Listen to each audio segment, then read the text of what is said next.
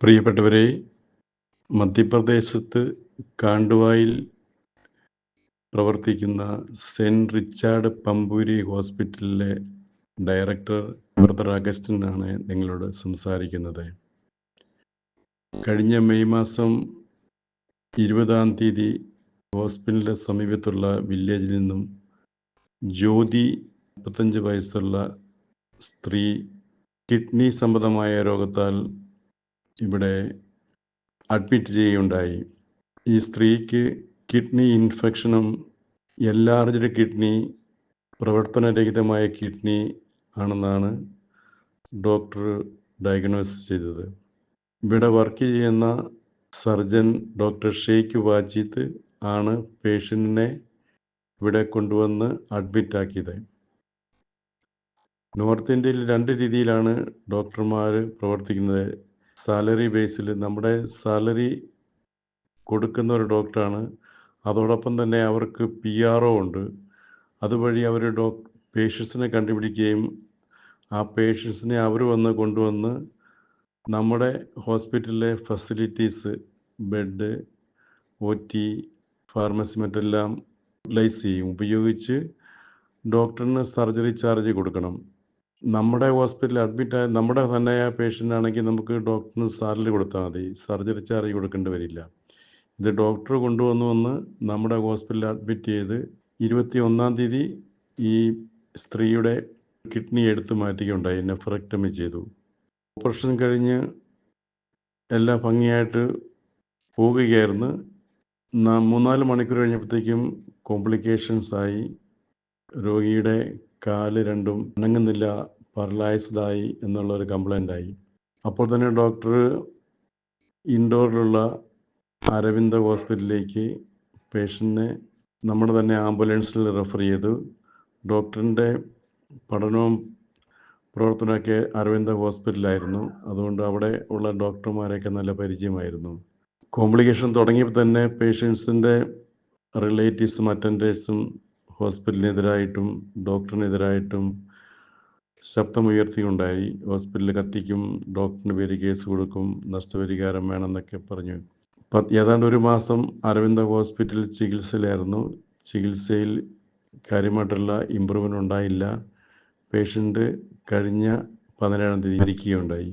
അപ്പോൾ അതിനുമുമ്പ് തന്നെ അവരുടെ റിലേറ്റീവ്സും അറ്റൻഡേഴ്സും ഇവിടെ അറിയിക്കുകയുണ്ടായി, ഞങ്ങൾ ഹോസ്പിറ്റലിൽ ആക്രമിക്കും, കത്തിക്കും, അടിച്ച് തകർക്കും എന്നൊക്കെ. അപ്പോൾ അതിൻ്റെ പശ്ചാത്തലത്തിൽ നമ്മൾ പ്രൊട്ടക്ഷനായിട്ട് ഒരു ആപ്ലിക്കേഷൻ കൊടുക്കുകയുണ്ടായി. എന്നാൽ പോലീസ് അത് സ്വീകരിച്ചില്ല. അവർ പറയുന്നത് നിങ്ങൾക്ക് എന്തെങ്കിലും വിഷയം ഉണ്ടെങ്കിൽ 100-ാം നമ്പറിൽ വിളിച്ച് അറിയിച്ചാൽ മതി, അപ്പോൾ പോലീസ് അവിടെ എത്തിക്കൊള്ളാമെന്ന് പറയുകയുണ്ടായി.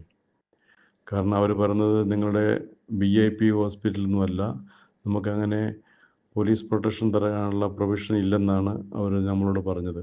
ഈ കഴിഞ്ഞ ദിവസം ഏതാണ്ട് ഉച്ച 12:30 SI ഇവിടെ വരികയുണ്ടായി.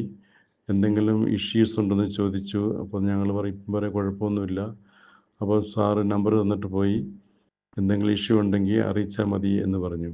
SI പോയി 10 മിനിറ്റിനകം അവർ ഡെഡ് ബോഡിയായിട്ട് ഹോസ്പിറ്റലിലെ ഗേറ്റിങ്കിൽ വരികയും ഗേറ്റ് ചാടിക്കിടന്ന് ഹോസ്പിറ്റലിൻ്റെ എൻട്രൻസും അതുപോലെ തന്നെ OP സെക്ഷനിലുള്ള ഗ്ലാസ്സെല്ലാം അടിച്ച് തകർക്കുകയുണ്ടായി.